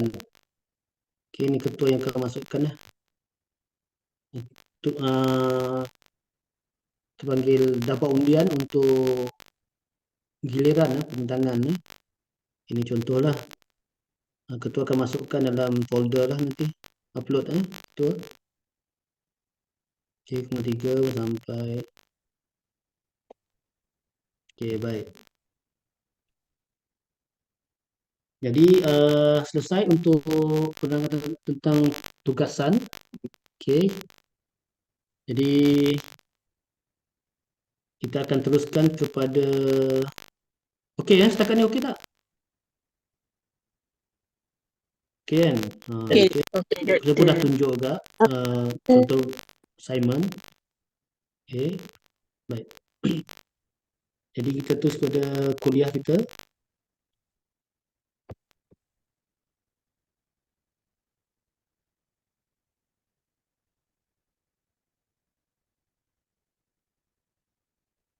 Sekejap share dulu. Doktor, Ya saya Farah. saya nak tanya, contohlah kan, kalau macam saya jadi guru ganti sekolah tu, perlu ke untuk macam bagi surat untuk temu bual dengan cikgu-cikgu? Bukan surat temu bual, Kena surat yang menyatakan kita, contohlah ada sekolah minta. Okey. Okey, dia minta apa bukti awak ni pelajar DPLI. Jadi kita bagi surat tersebut lah. okey. Kita tunjuk je, kadang-kadang kita tunjuk pun dah okey dah. Kita ni sebagai menunjukkan kita ni pelajar DPLI yang menjalankan tugasan lapangan okey untuk kursus ini. Okey, yang disahkan oleh dekan. Okey, tangan bawah tu dekan. Tu je sebenarnya. Maksudnya kita ni bukanlah skamer ke pergi sekolah nak buat program apa. Kadang-kadang ada juga yang datang ni dia buat program dengan murid-murid tapi dia ada motif lain utamanya untuk bisnes ke untuk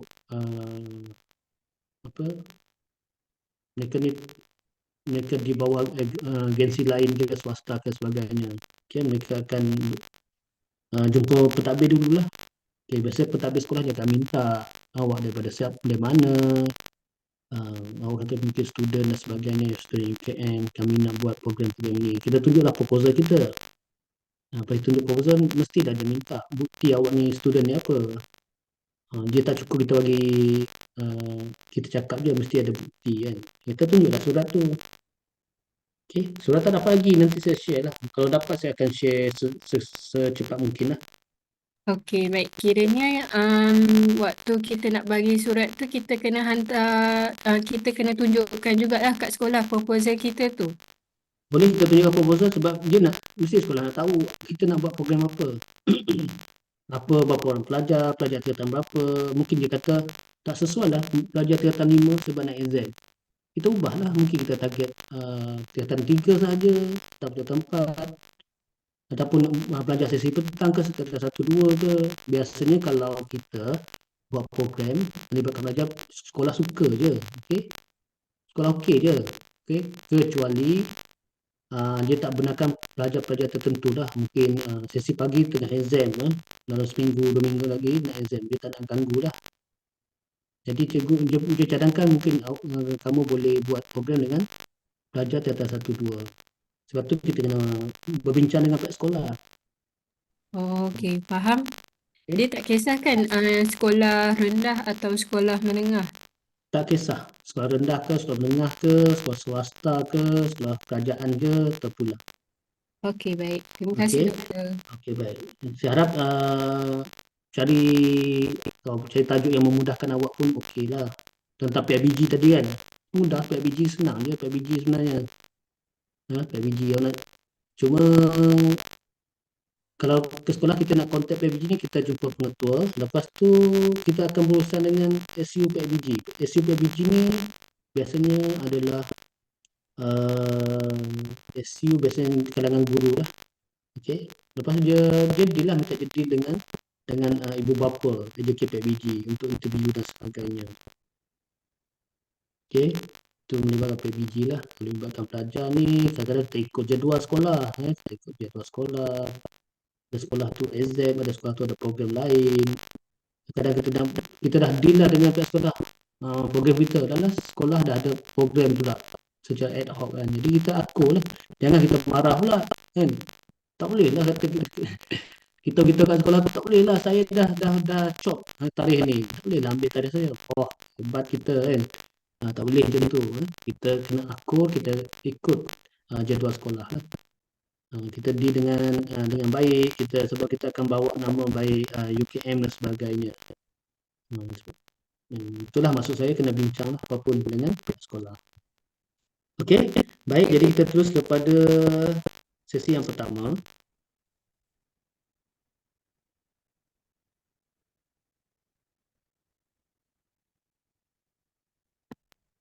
Okey, untuk sesi pertama ni, kuliah kita adalah tentang teori modal sosial dan kemahiran sosial. Okey, teori modal sosial dalam buku diterbitkan oleh Robert David Putnam. Okey, yang buku bertajuk Bowling Alone, yang mengukur modal sosial dengan menepi kemerosotan penglibatan ahli komuniti dalam aktiviti sivik, sosial dan persaudaraan tradisional yang menjadi tanda kepada kemerosotan ikatan sosial sekaligus meningkatkan sifat individualistik. Okey, jadi pada gambaran saya sebelum ini, saya anggap kurangnya pelibatan individu ni dalam aktiviti sivik ataupun aktiviti kemasyarakatan ni mungkin disebabkan oleh kepesatan ataupun kemajuan dalam sebuah negara ataupun suatu masyarakat lebih maju. Okey, jadi sifat individualistik ni semakin meningkat dalam kalangan individu ataupun masyarakat tersebut. Tapi sebaliknya lain, bila kita tengok data-data ataupun kajian dijalankan berbeza, rupanya berbeza. Dia ada faktor-faktor yang diambil kira lah untuk melihat sifat-sifat kita panggil sifat-sifat individualistik dan juga kemahiran sosial ni. Okey, dalam buku tersebut, buku ditulis oleh David Putnam tadi, dia membincangkan tentang bonding, bridging dan linking social capital. Okey, di mana bonding social capital ni merujuk kepada rangkaian yang mempunyai ketumpatan tinggi perhubungan antara ahli di mana kebanyakan, jika tidak semua, individu tergolong dalam rangkaian saling berkaitan kerana mereka mengenali antara satu sama lain dan sering berinteraksi antara satu sama lain, contohnya termasuk ahli keluarga, kawan rapat dan jiran. Itu adalah bonding social capital. Sebenarnya bridging social capital, hubungan yang menghubungkan orang ramai merentasi perpecahan yang biasanya membahagikan masyarakat terdiri daripada bangsa atau kelas atau agama. Maka persatuanlah yang menjembatani antara komuniti, kumpulan atau organisasi. Contohnya interaksi antar pelajar dari negara berbeza semasa program pertukaran pelajar. Contoh lain, pertemuan dengan seseorang yang telah diperkenalkan oleh rakan kepada anda. Satunya linkage social capital merujuk kepada hubungan antara orang pada tahap hierarki yang berbeza. Kita lihat meraja sebelah tu, dia ada horizontal social capital yang terdiri pada tiga entiti yang utama, iaitu linking, iaitu vertical relations, bridging, cross-cutting ties, dan bonding, kings, religious and ethic base. Jadi kita lihat di bahagian low social cohesion ataupun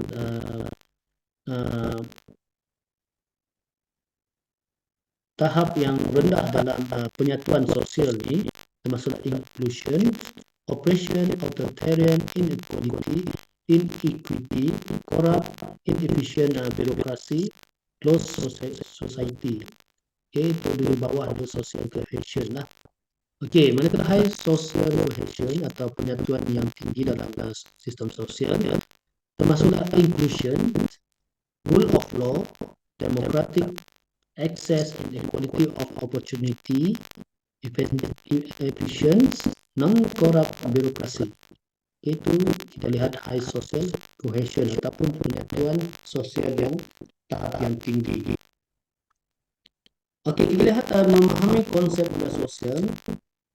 Rangkaian perhubungan dalam kalangan orang yang tinggal dan bekerja dalam masyarakat tertentu membolehkan masyarakat itu berfungsi dengan berkesan.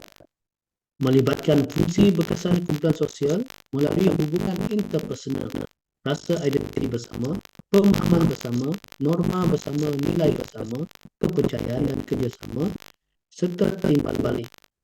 Modal sosial ialah ukuran nilai sumber kedua-dua ketara seperti ruang awam atau persediaan dan tidak ketara termasuklah faktor modal insan dan orang. Modal insan telah digunakan untuk menerangkan peningkatan prestasi kumpulan yang pelbagai, pertumbuhan firma keusahawanan, prestasi perusahaan unggul, hubungan rantaian berkala yang dipertingkatkan, nilai yang diperoleh daripada bakatan strategik dan evolusi komuniti. Baik, jadi kita lihat di sini indeks ataupun social capital index dalam negara di dunia inilah. Jadi kita lihat ranking dalam social capital lah. Di mana kita lihat agak mengejutkan lah. Contohnya ni yang saya masukkan tadi tu, saya agak mungkin Amerika tu dalam top 10 dalam indeks social capital ni. Tapi sebaliknya Amerika antara negara yang tercorot lah kiranya lah berbanding negara maju lain. Baik, jadi kita lihat bagaimana ranking ini boleh jadi sebegitu. Jadi kita lihat apa yang dia kira dan sebagainya. Baik, kita lihat di sini social capital index.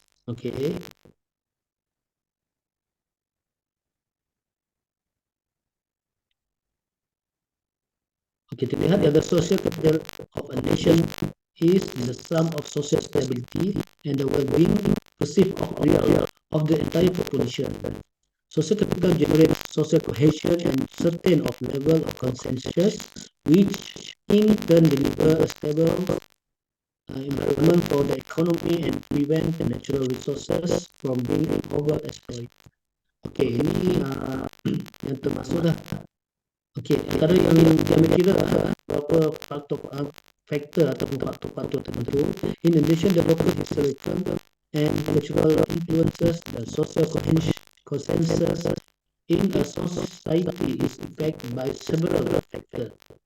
Okay, termasuk kita lihat healthcare system and their universal availability, affordability, measuring physical health, income and asset equality, which are correlated to crime level, demographic structure, to assess the generation benefit society. Okey, jadi kita terus kepada yang diambil dalam social capital. Ini faktor-faktor dia adalah kesihatan, equality, keadaan jenayah, kebebasan dan kepuasan. Okey, jadi di sini di bawah kesihatan tu dia ada healthcare, availability lah, child mortality, family planning.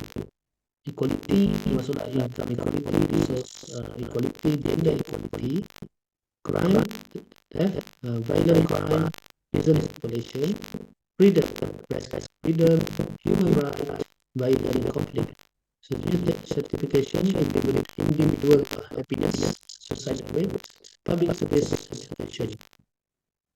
Okey, jadi ini yang diambil kira untuk menentukan ranking dalam social capital. Jadi yang dominasikan dalam social capital adalah antaranya negara Scandinavian. Okey, Scandinavian.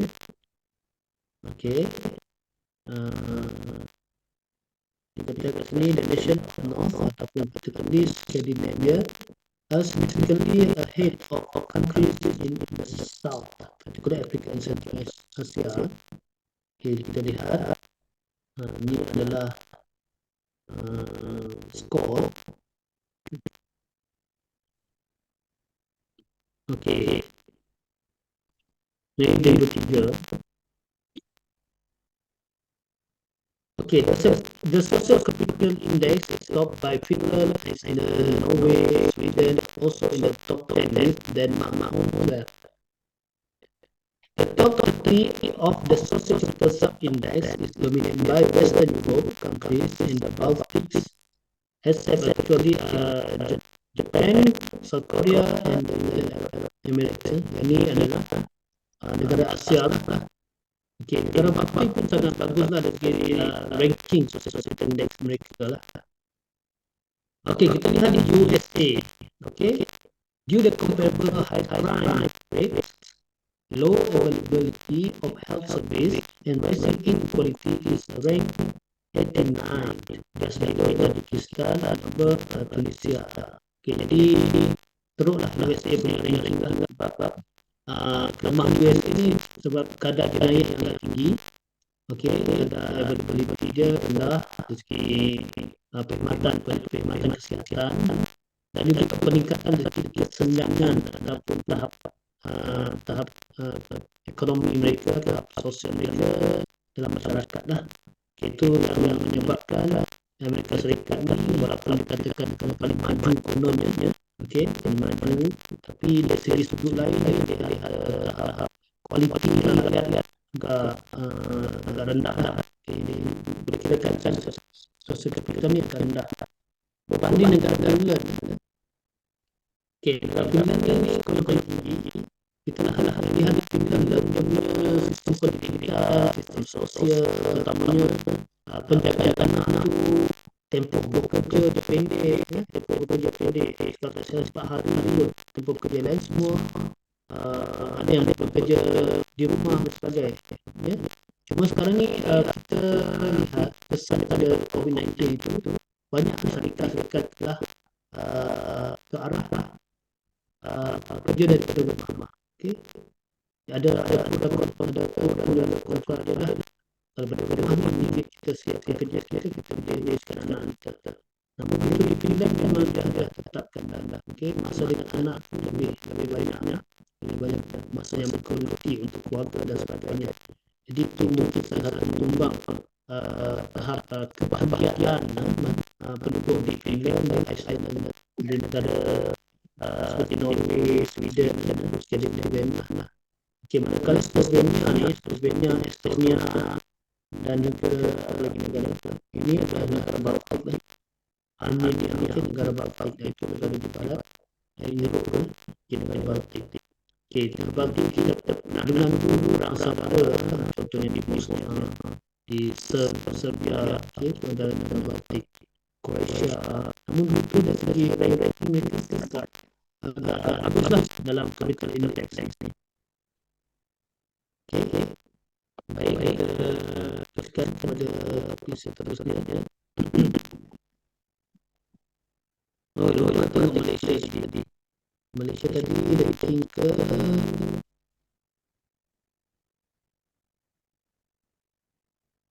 Malaysia 65. Tengah-tengah lah. Malaysia 65. Okey, baik. Jadi kita terus pada contoh sosial dalam konteks sekolah. Okey.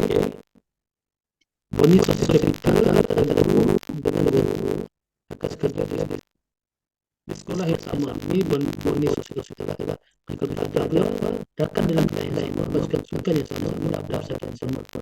Okey, sebenarnya boni sosial kita di sekolah, guru berhubung dengan guru lain, hubungan profesional dengan pejabat daerah dan guru dan guru di luar negara belajar.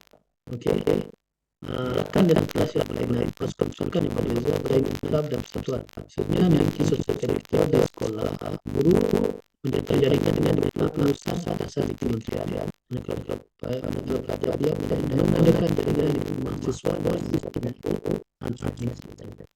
okey, dia ibu edukasi permainan sosial. Okey, permainan sosial permainan yang kita gunakan setiap hari untuk berinteraksi dan berkomunikasi dengan orang lain, masalah komunikasi kesan dan perkembangan. Permainan sosial ialah sebarang kita dapat membangun interaksi dan komunikasi dengan orang lain melalui aturan dan hubungan sosial digital. Komunikasi dan diubah dalam cara lisan dan lisan. Proses pembelajaran permainan ini dipanggil sebagai sosialisasi. Okey, kekurangan permainan tersebut menyebabkan kegagalan sosial. Okey, baik. Jadi lihat jenis-jenis permainan. Okey, dalam banyak-banyak permainan ini, awak rasa permainan mana yang paling susah?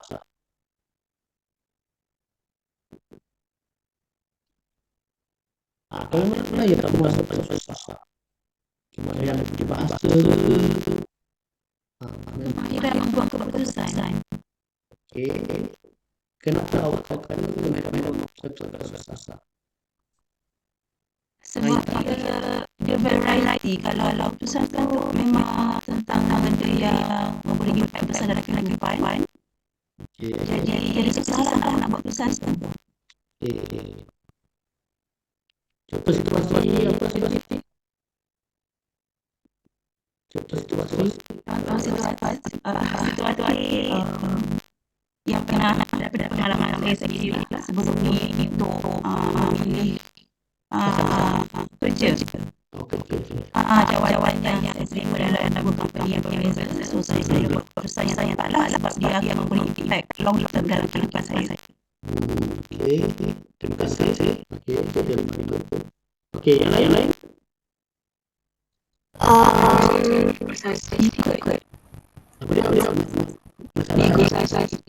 Okey. Negosiasi. Kenapa orang kata susah?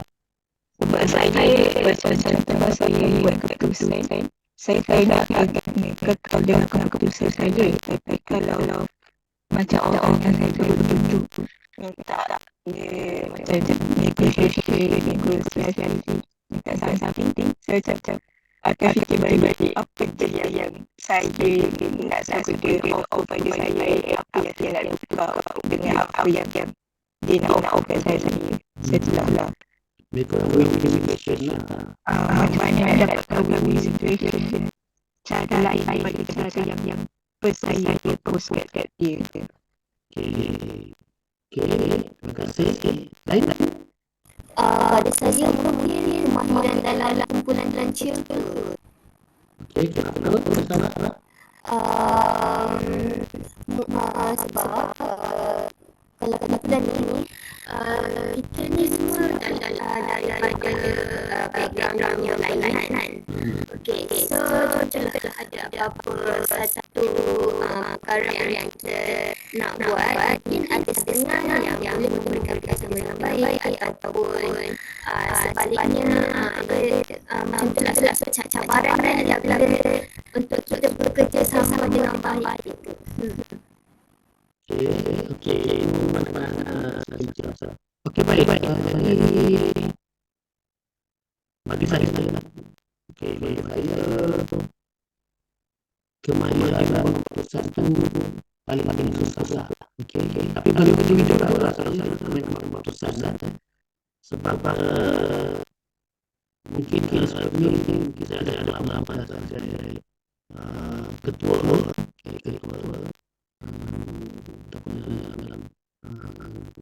tiga dah. Okey. Kurang lebih sekolah.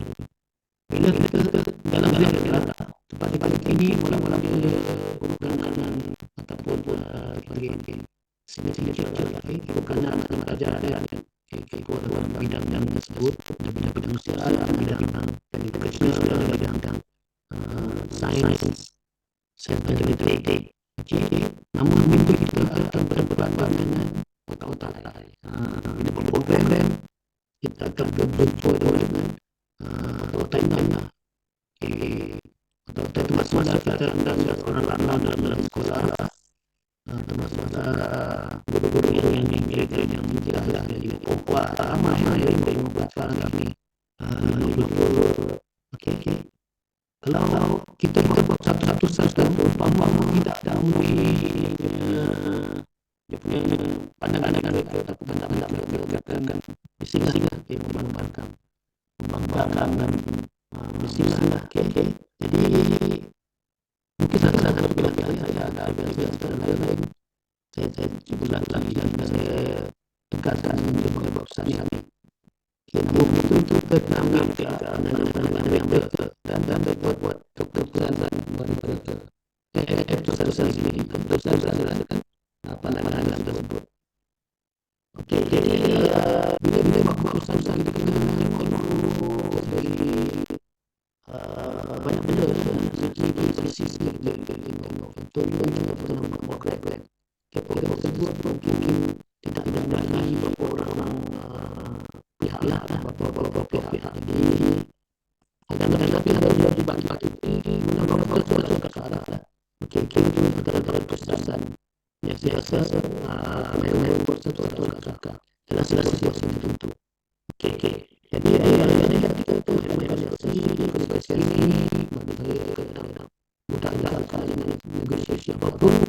Kita negosiasi pun kalau kita dapat negosiasi pun akan kita sebab kita ada alasan apapun kita berbuat negosiasi akan menuju cerahan kenapa taklah kadang-kadang dia kita boleh kompromi dengan keputusan itu atas mungkin boleh bagi yang kita ni percaya tak apalah saya ikut je ya asalkan kita tetapkan standard peraturan contohnya belajar anak tentukan yang masuk ke perjalanan contohnya kita sudah boleh kita sudah dalam projek khusus dan sebagainya ataupun dengan dewasa negosiasi itu masalah yang biasa yang akan dilakukan secara berdepan dengan orang lain dan dimainkan ini. Okey, baik. Sebelum kita saya tanya tentang kemahiran mana lagi siapa tahu apa tentang kemahiran mana lagi.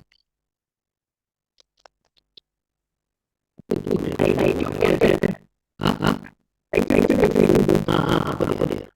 Okey, dia macam asas sosial dan dia macam karakter manusia lain ada sifat pada extrovert jadi orang yang extrovert dia mudah kita dengan mana dia terguru dia boleh bilang orang yang extrovert ni dia dalam dia macam tak suka skills dia explore buat dia buat mungkin dia berasa explore skill dia ada betul jadi susah kadang-kadang kita terlalu macam pandai-pandai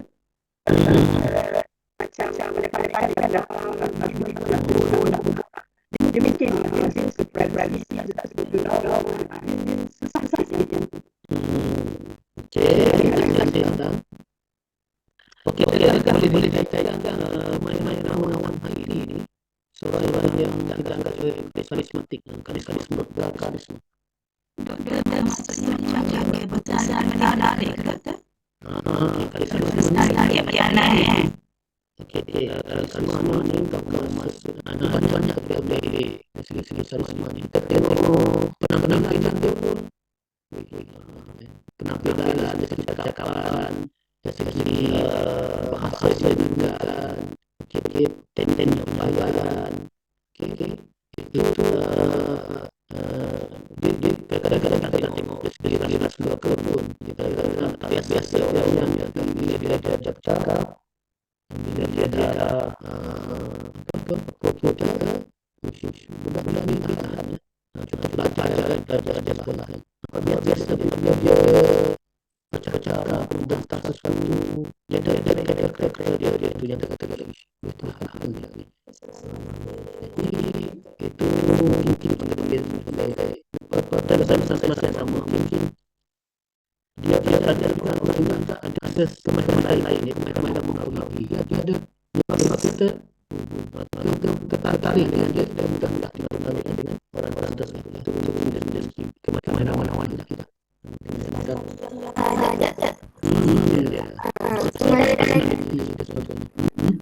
Kemahiran ni dia boleh dikategorikan sebagai ada personification yang baik ke?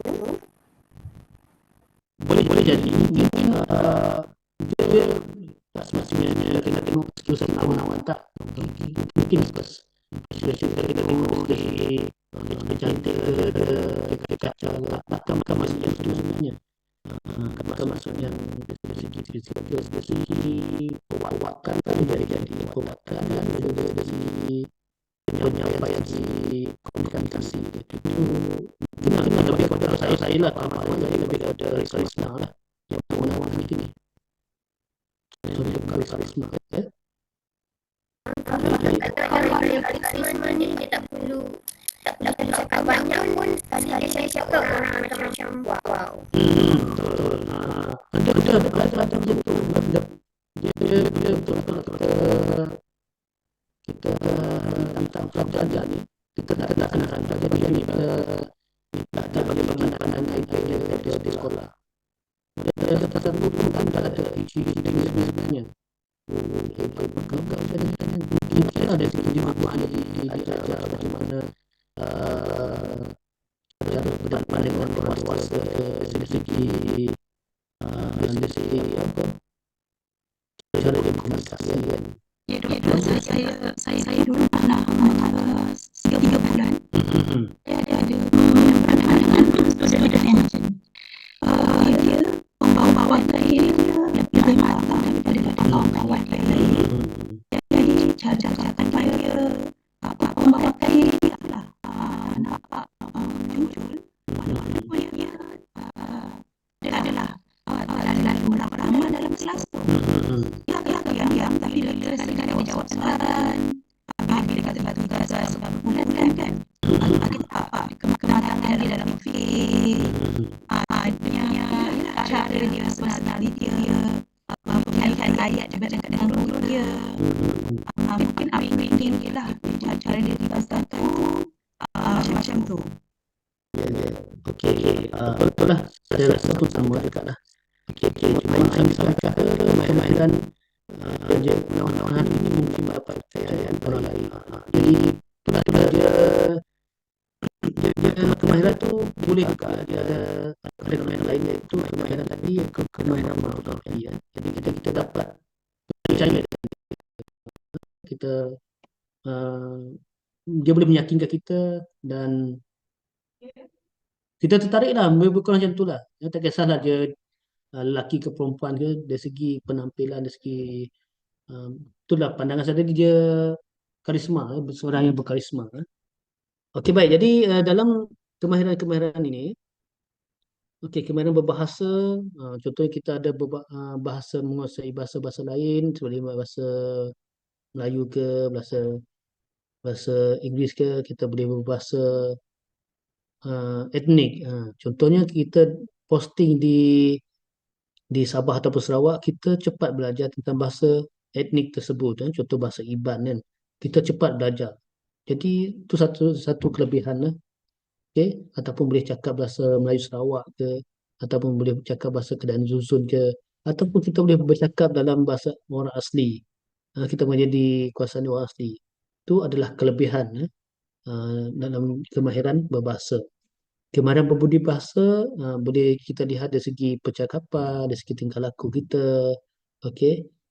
Macam mana kita nak tunjukkan kita ni seorang yang berbudi bahasa. Okey, cuma kita lihat pelajar-pelajar sekarang ni pun uh, saya rasa agak kurang lah berbudi bahasanya. Okey. Mungkin mereka anggap itu sebagai normal kan. Cara panggil kawan pun panggil bukan nama yang betul, panggil nama ayah. Di depan kita ni dia panggil. Mungkin kita dulu mungkin ada juga sebut mengejek nama ataupun kita panggil tapi tak di depan guru lah. Biasa belakang-belakang je ataupun guru-guru biasa tak di depan guru lah. Biasa di depan guru memang kena lah. Tapi sekarang ni dia macam dinormalisasi lah. Panggil nama haiwan lah. Perkataan-perkataan yang kasar lah. Itu macam dah dinormalisasikan. Jadi peranan kita sebagai guru ni kita kena betulkan lah. Mungkin budaya-budaya macam ni memang budaya tak sihat bagi saya. Kena tegur secara uh, cara yang betul lah. Okey, panggil ke, kena pelajar ni kalau kita tegur selalu dia akan rasa perasaan segan lah. Kecuali kalau kita tegur tu dengan cara yang agak kasar, memalukan, yang tu memang mereka tak boleh terima. Okey. Jadi cuba elakkan kita menegur sehingga menjatuhkan maruah pelajar kita. Jadi kita cuba panggil je, panggil, lepas tu cakap. Tak boleh cakap macam ni, tak boleh bla bla bla.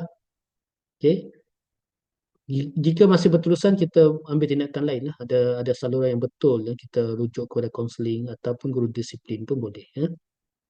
Okey, kemahiran berkenalan. Okey, kemahiran berkenalan ni antara lelaki dan perempuan, siapa yang lebih cepat dalam kemahiran berkenalan ni? Macam lelaki je. Lelaki rasanya. Biasanya lelaki lah. Rasanya Lelaki. Okey, walaupun mungkin tak ada kajian tentang kemahiran antar gender ni, mungkin ada, mungkin tak ada lah. Tapi kita dapat lagi. Tapi bila tengok dari segi pemerhatian kita daripada feedback orang lain, lelaki lah. Ya. Dalam satu kita tengok video pendek saya pernah tengok. Lelaki ni dia pinjam lighter je. Okey, dia pinjam lighter. Okey, tempat kedai makan lah. Yang tu mungkin video lama kot. Kedai makan dia dengan wife dia, lepas tu dia pergi.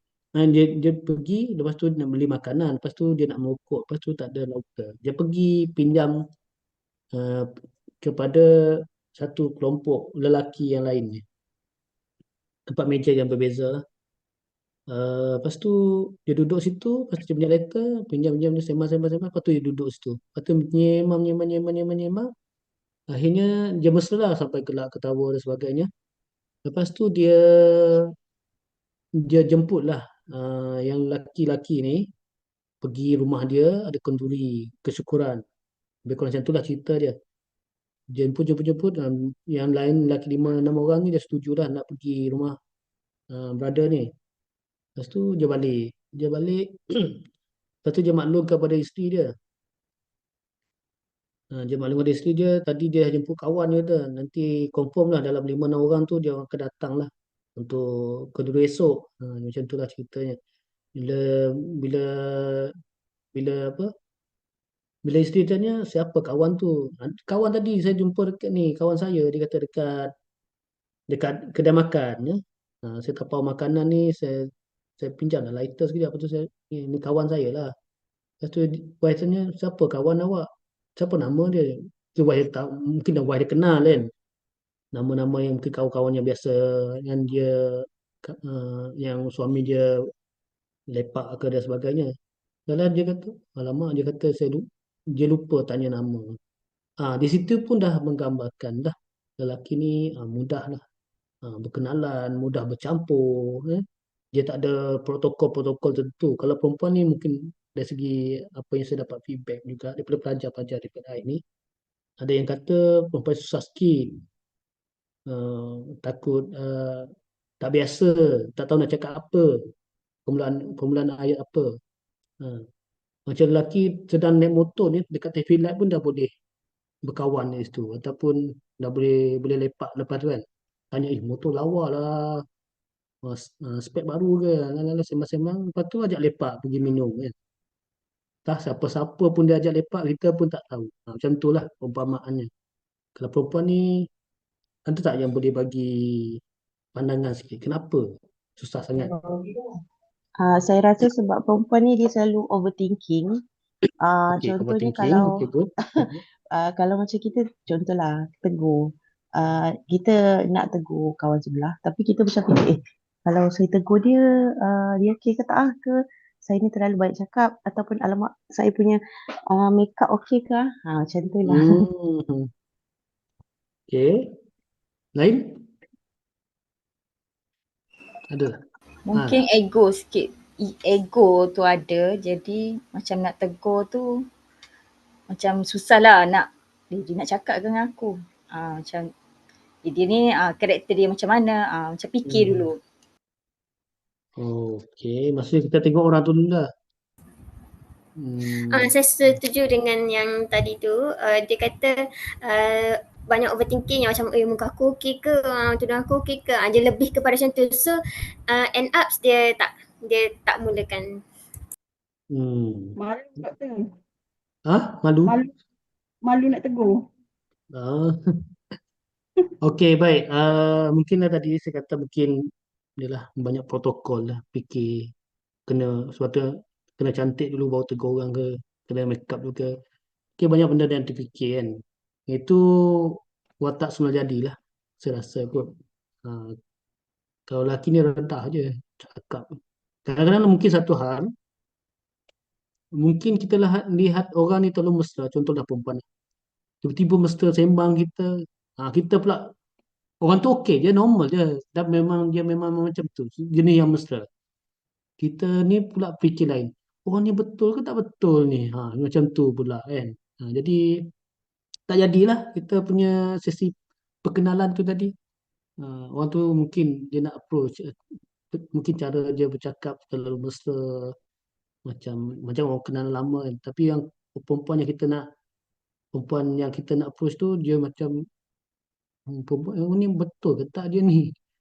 Cakap macam macam dah kenal lama, mesra lain macam kan. Itu mungkin satu lah overthinking lah tu. Lebih kurang lah. Okey, baik. Jadi tu contohlah. Okey. Lepas tu kemahiran memulakan perbualan. Okey. Yang ni saya dapat saya melalui pemerhatian dah. Kalau pelajar di sekolah, pelajar Cina ke pelajar Melayu, dia biasanya kalau dah kenal kita, pelajar ni, biasanya jumpa kita, dia akan tanya khabar, bagi salam kan, tanya khabar, bagi salam. Tapi untuk pelajar India ni lain sikit. Cara